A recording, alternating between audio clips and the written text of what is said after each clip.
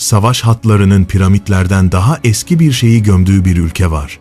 Gökyüzüne uzanan binaların topraktan yapıldığı ama çelik imparatorluklarına dayanmış bir yer. Zamanın ileriye değil, rüzgarın elindeki tesbih gibi daireler çizerek aktığı bir yer. Burası Yemen. Kimsenin anlatmaya cesaret edemediği hikayelerin Yemen'i. Hiç duymadığın bir köyde kadınlar hala aya şarkılar söylüyor, dışarıdakilerin anlamadığı bir dilde.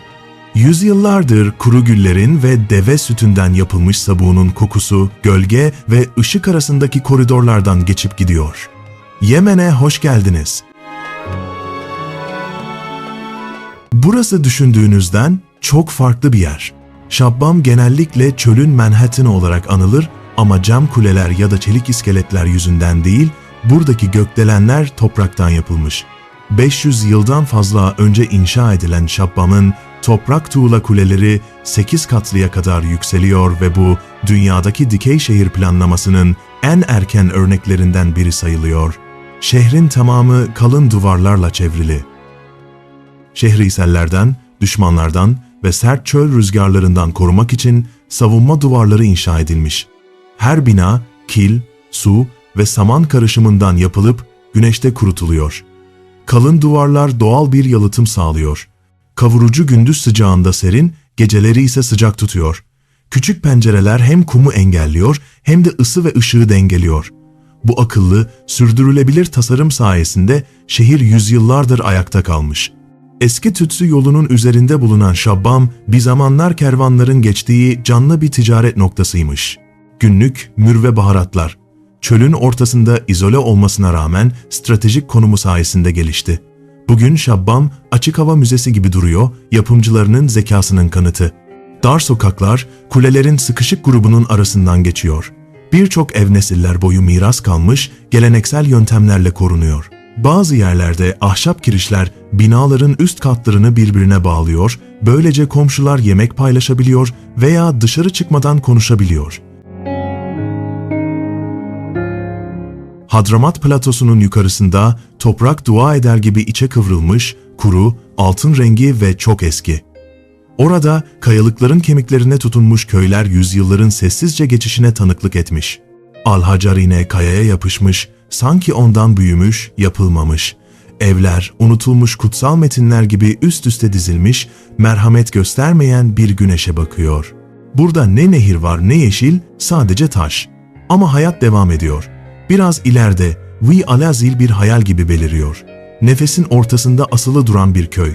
Taş evleri uçurumun kenarında duruyor. Vadinin tabanından 30 metre yukarıda zamanla oyulmuş kayalıklar var. Aşağıdan bakınca gerçek gibi değilmiş gibi duruyorlar. Yukarıdan bakınca ise kaçınılmaz. Çocuklar granit kayaların gölgesinde oynuyor, dağ keçileri gökyüzünde yürüyor gibi. İki köyde uyum sağlamanın dilini konuşuyor.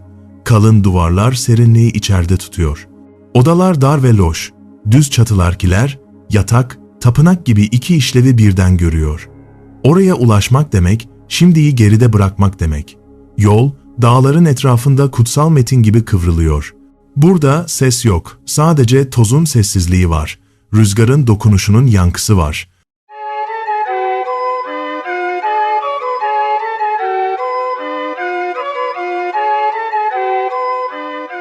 Uçurum kenarındaki köyleri geride bırakıp dağlara doğru yükselirken Cabal Sabir'e varıyoruz. Burası başka bir şekilde canlı hissedilen bir yer. Tai şehrine yakın olan Jabal Sabir, Yemen'in en yüksek zirvelerinden biri ve doruğu 3000 metrenin üzerinde. Ama özel kılan yüksekliği değil, her yamaçta hayatın tutunmuş olması, 2000 yıldan fazla önce dağın yamacına oyulmuş teras tarlalar. Tepeleri yeşil merdivenler gibi kaplıyor. Bu teraslar hala kullanılıyor. Kahve, arpa ve mısır gibi ürünleri destekliyor. Su, elle kazılmış su kanallarıyla yönlendiriliyor ve taş tanklarda depolanıyor. Az yağmur yağmasına rağmen yerel halk tarımı denemek isteyen az kişinin cesaret edebileceği yüksekliklerde başarıyla yapıyor. Cabal Sabir, nadir ve saygı duyulan bir hayvana, Arap leoparına da ev sahipliği yapıyor. Dünyanın en tehlikedeki büyük kedilerinden biri. Afrika akrabalarından daha küçük ve hafif. Soluk sarı kürkü üzerinde koyu benekler var. Yemen'de vahşi doğada sadece birkaç tane kaldığı düşünülüyor. Yine de nadir olmasına rağmen leopar derin kültürel ve manevi bir öneme sahip. Yerel halk hikayelerinde dağın koruyucusu olarak görülür. Arazinin ve insanların üzerinde gözetleyen görünmez bir varlık. Görülmesi çok anlamlı, hatta mistik sayılır. Yaşlılar, leoparla karşılaşanların seçildiğine ya da ruhani olarak işaretlendiğine dair hikayeler anlatır. Ülkedeki yetersiz koruma çalışmaları nedeniyle durum pek iyi değil. Çatışma var ama yerel toplulukların hayvana duyduğu saygı onun son umutlarından biri olabilir. Sürekli çatışmalarla anılan bir ülkede Cebel Sabir sanki tarih, doğa ve ruhun birleştiği ayrı bir dünya gibi sessizce var oluyor.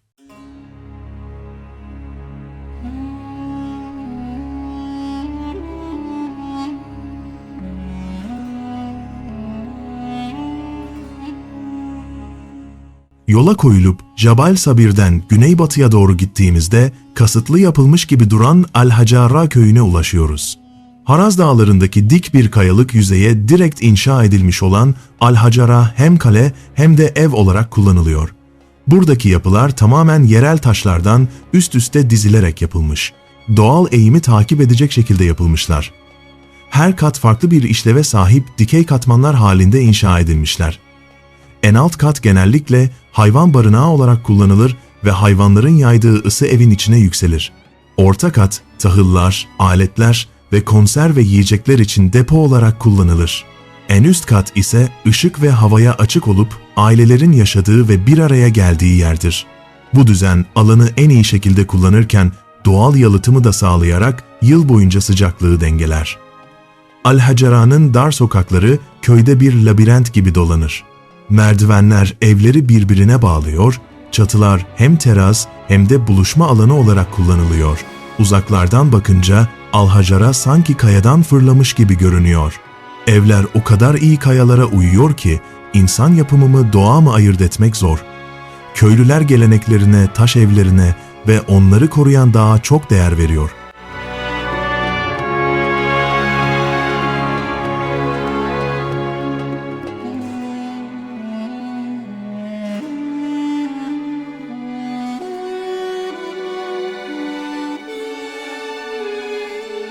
Al-Hacara'nın hemen doğusunda Yemen'in en önemli ve nüfus yoğunluğu yüksek şehirlerinden biri olan Taiz var.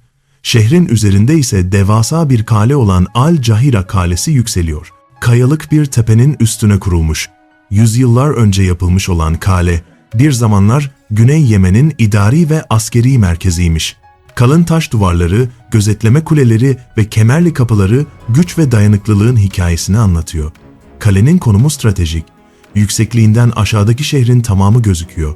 Bu avantaj bir zamanlar yöneticilerin saldırılara karşı savunma yapmasına yardımcı olmuş. İçeride eskiden cephanelikler, depo odaları ve nöbetçi ile komutanların yaşam alanları varmış. Zamanla burası aynı zamanda yönetim merkezi haline gelmiş. Katmanlardan oluşan bir şehir. Sokakları tepeler boyunca kıvrılır, pazarlar, camiler ve okullarla dolu. Buradaki insanlar eğitimleri ve aktivizmleriyle tanınıyor. Şehir uzun zamandır Yemen'in entelektüel ve siyasi yaşamının merkezi olmuş. Al-Hara'yı ziyaret etmek bambaşka bir bakış açısı sunuyor. Kaleyi gezerken ayaklarının altındaki taşlarda tarihin ağırlığını hissedebiliyorsun. Tepeden manzara nefes kesici. Vadinin boyunca uzanan çatılar ve ufku çerçeveleyen dağlar göz kamaştırıyor. Kale sadece eski bir kalıntı değil, şehrin kimliğinin bir parçası.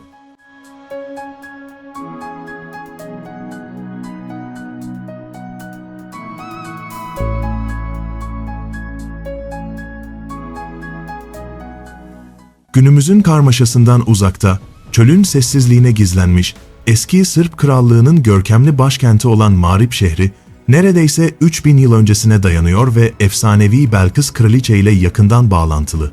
Eski metinlere ve sözlü geleneklere göre, burada güneş tanrısına adanmış, zenginliği, diplomasisi ve gelişmiş medeniyetiyle bilinen bir uygarlığa hükmetmiş. Bu dönemin en etkileyici başarısı Marib Barajı. Milattan önce ilk 1000 yılda inşa edilen bu devasa yapı sadece bir baraj değildi. Doğaya karşı insan zekasının simgesiydi. Yaklaşık 600 metre uzunluğunda ve 15 metreden fazla yüksekliğe sahip bu baraj, muson yağmurlarını karmaşık bir sulama ağına yönlendirerek binlerce insanın tarım yapmasını sağlıyordu. Ama Zamanla baraj hasar gördü ve sonunda çöktü. Bu kayıp, krallığın çöküşünü simgeler ve İslami metinlerde bile Arap tarihindeki bir dönüm noktası olarak bahsedilir. Yine de Şiba Krallığı'nın ruhu, devasa yapıları destekleyen güneş işlemeli yazıtların yer aldığı tapınak kalıntılarında yaşamaya devam ediyor.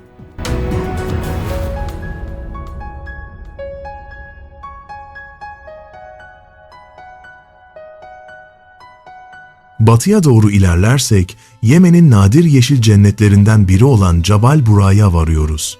Geniş kurak arazileriyle bilinen bir ülkede, Cabal Bura yoğun ormanlarla kaplı, hem hassas hem de hayat dolu benzersiz bir ekosisteme sahip bir dağ silsilesi olarak öne çıkıyor. Diğer bölgelere kıyasla burası biraz daha fazla yağmur alıyor, bu da nemli bir iklim yaratıyor. Ve uzun ağaçlar, eğrelti otları ile yosun kaplı kayaların yetişmesine olanak sağlıyor. Cabal Bura'yı özellikle özel kılan şey, Yemen'in ekolojik ve kültürel kimliğiyle derinden bağlantılı olan Hamadryas babunlarının burada bulunması. Bu babunlar kalın, gümüşi gri tüyleri ve keskin, zeki bakışlarıyla kolayca tanınırlar. Erkekler genellikle daha büyük ve baskındır, sıkı bağlarla örülü gruplara liderlik ederler. Sosyal davranışları karmaşık, sesli çağrılar, bakım ritüelleri ve hiyerarşi gösterileri içeriyor. Bunlar genellikle insan toplumlarına benzetiliyor. Yerel halk için bu primatlar sadece hayvanlardan daha fazlası, onlar dağın keşişleri. Yerel inançlarda Hamadryas babunları ormanın ruh bekçileri, dağ tanrılarının habercileri olarak görülüyor. Onlara zarar vermek kötü bir işaret sayılıyor. Bazı hikayelerde babunlara saygısızlık eden birinin ardından tüm hasadın başarısız olduğu anlatılır. Bu yüzden barış içinde bir arada yaşama durumu oluşmuş, insanlar ile babunlar arasında oluşmuş bir bağ var. Köylüler, ormanın kenarına saygı göstergesi olarak meyve ve otlardan oluşan hediyeler bırakıyorlar. Çocuklar, babunları uzaktan nasıl gözlemleyeceklerini, onlara alanlarını nasıl saygı göstereceklerini ve onları bölgenin koruyucuları olarak nasıl göreceklerini öğrenerek büyüyorlar.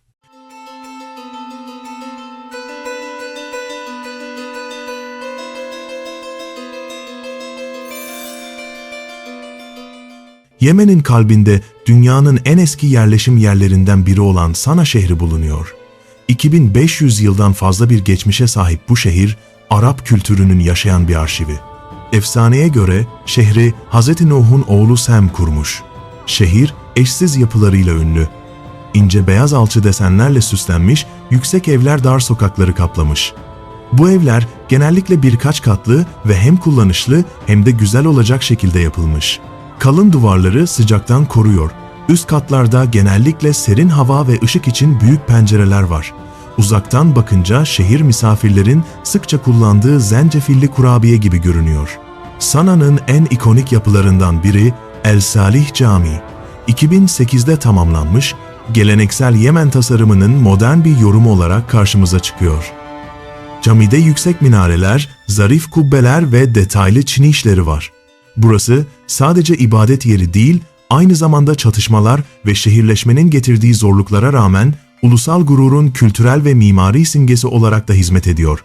Sana'nın eski şehri tarihi özelliğini büyük ölçüde korumuş durumda. UNESCO Dünya Mirası listesine alınmış ama şu anda tehlike altında olarak geçiyor. Yine de yerel halk burada yaşamaya, çalışmaya ve hayatı kutlamaya devam ediyorlar.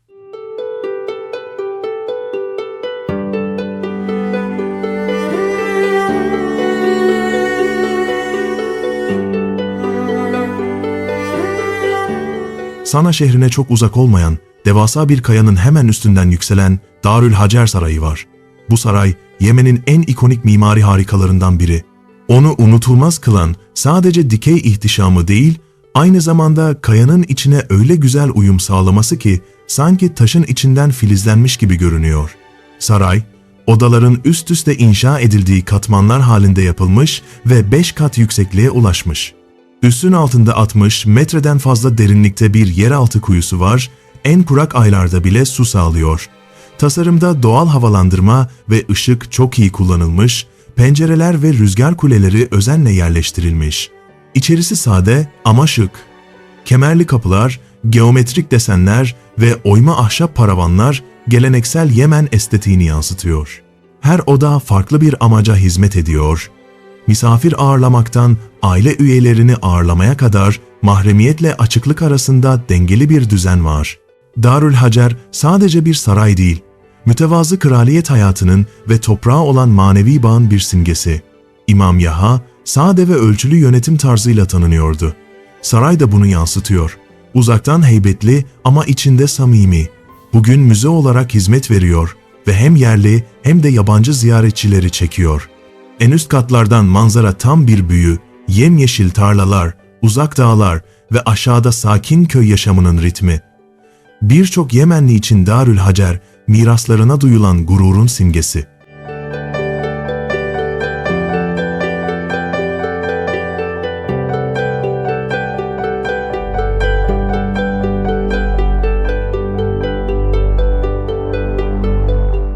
Karşımızda Sokotra Adası var, öyle garip bir yer ki bilim insanları buraya Hint Okyanusu'nun Galapagos'u diyorlar. Bu adanın tam ortasında Diksan Platosu bulunuyor. Devasa, dümdüz bir alan ve burada gerçek dışı manzaralarla nadir türler var. Bu plato sanki bir fantastik romandan çıkmış gibi görünen ejderha kanı ağacının en önemli yaşam alanı. Ejderha kanı ağacının kalın bir gövdesi ve şemsiye gibi açılan bir tepesi var.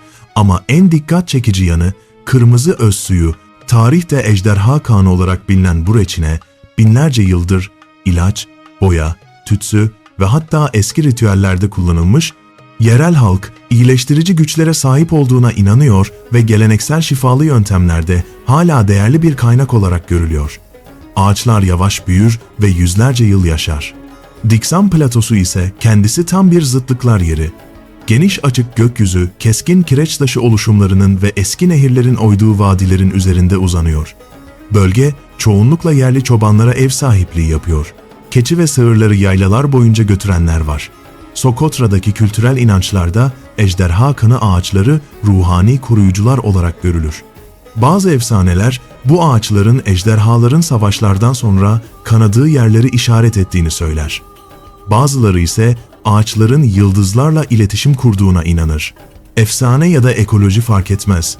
Bu ağaçlar adanın kimliği için çok önemli. Onları korumak sadece bir türü kurtarmak değil, her zaman biraz ayrı duran bu manzarayı da korumak demek. Hala Sokotra adasındayız. Karşınızda bu yerin en etkileyici özelliği Hacir Dağları. Bu dağlar sadece jeolojik bir harika değil, aynı zamanda adanın ekosistemlerinin can damarı. Hacir Sıra Dağı, Sokotra'nın birçok tatlı su kaynağı ve nehrinin kaynağı. Yağmur mevsiminde bulutlar gelip zirveleri sarar, yeraltı suyu depolarını besler, bu da bitkiler, hayvanlar ve aşağıdaki köyler için su sağlar. Şelaleler, yosun kaplı kayalardan aşağı dökülür, kurak bir yerde yemyeşil cennet köşeleri oluşturur. Sokotra halkı için Hacir Dağları sadece bir manzara değil, kutsal yerler. Birçok kişi bu dağlarda adayı koruyan ruhların olduğuna inanır. Özellikle kuraklık ya da hastalık zamanlarında ritüeller ve dualar genellikle bu zirvelere yöneltilir. Yaşlılar, eski oyma işaretlerin saklı olduğu mağaralardan ve sadece sisli havalarda görünen ruhlardan bahseder. Dağlar aynı zamanda kültürü de şekillendirir. Adanın en eski yerleşim yerlerinin çoğu bu dağların eteklerinde kurulu ve günlük hayatın ritmi dağların havasına göre akar. Güneş doğup zirvelere gölge düşürürken köyler güne başlıyor, su topluyor, hayvanlara bakıyor, nesiller boyu aktarılan hikayeleri anlatıyorlar. Hacir Dağları, Sokotra'nın bel kemiği. Sadece fiziksel olarak değil, ruhani anlamda da. Zamanın, hafızanın ve insanlarla mekan arasındaki sözcüksüz bağın yükünü taşıyorlar.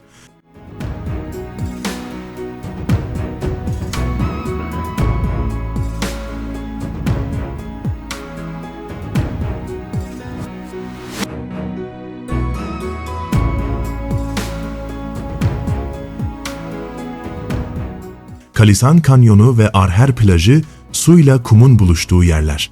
Yeraltı sularının milyonlarca yıl boyunca aşındırmasıyla oluşan bu kanyon, kireç taşı tepeleri arasında yumuşak kıvrımlarla uzanıyor ve dik uçurumlar. Yağmur mevsiminde su buradan gizli bir dere gibi akar, derin vadiler ve doğal havuzlar oluşturur. Kalisan boyunca kayalık yüzeyler küçük mağaralarla dolu ve bej, pas rengiyle gri tonlarında. Bitkiler kenarlara tutunmuş, kuşlar çatlaklarda yuva yapmış. Kanyonda yürümek, yer ile gökyüzü arasında gizli bir koridora girmek gibi, ışıklar ışınlar halinde süzülür, ses ise kanyon duvarları tarafından yutulur. Neredeyse imkansız gibi görünen bir yer var, tatlı su kaynağı doğrudan okyanusa akıyor. Bu da farklı balık ve bitki türlerinin bir arada yaşadığı nadir bir tuzlu tatlı su karışımı bölgesi oluşturuyor. Plaj ise parlak beyaz kum tepeleri ve turkuaz sularla çevrili, bu yüzden yerel halk arasında dinlenmek ve balık tutmak için favori bir yer.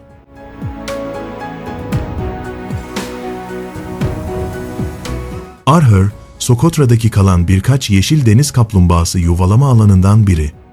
Haziran ile Eylül arasında bu kaplumbağalar yumurtlamak için kendi yumurtladıkları aynı plaja geri dönüyorlar. Kalisan ve arher tapınaklarla ya da mitlerle dolu değiller, onlar doğanın sessiz direncinden bahsediyorlar. Suyun taşı şekillendirişinde ve kaplumbağaların evlerine geri dönmesinde kutsal bir şey var. Yemen'deki yolculuğumuz sona yaklaşırken, en neşeli ve huzurlu yerlerinden biri olan Şuab plajına varıyoruz.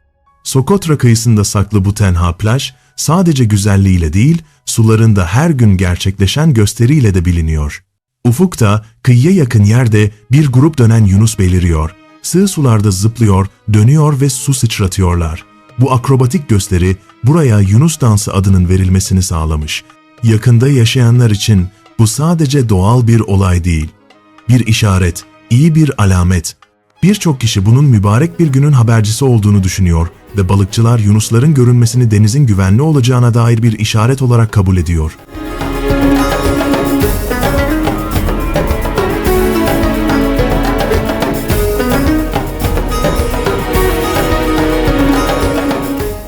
Plaj ise tertemiz, yumuşak beyaz kumlarla dolu, su o kadar berrak ki deniz tabanını görebiliyorsun ve ağır bir şeyin izi yok. Yakındaki mercan resifleri, papağan balıkları, grup balıkları ve deniz kestaneleri gibi çeşitli deniz canlılarına ev sahipliği yapıyor. Yemen'in birçok yerinin aksine Şuab plajı turizmden nispeten uzak kalmış, büyük tatil köyleri yok, kalabalık yok, gürültü yok, sadece dalgaların ritmi ve ara sıra zıplayan yunuslar var. Şuab, Yemen'in diğer yerleri gibi dramatik ya da efsanevi değil ama buna gerek de yok. Güzelliği sadeliğinde. Bazen huzur ve hayranlığın efsanelerden değil, işte böyle anlardan geldiğinin hatırlatıcısı.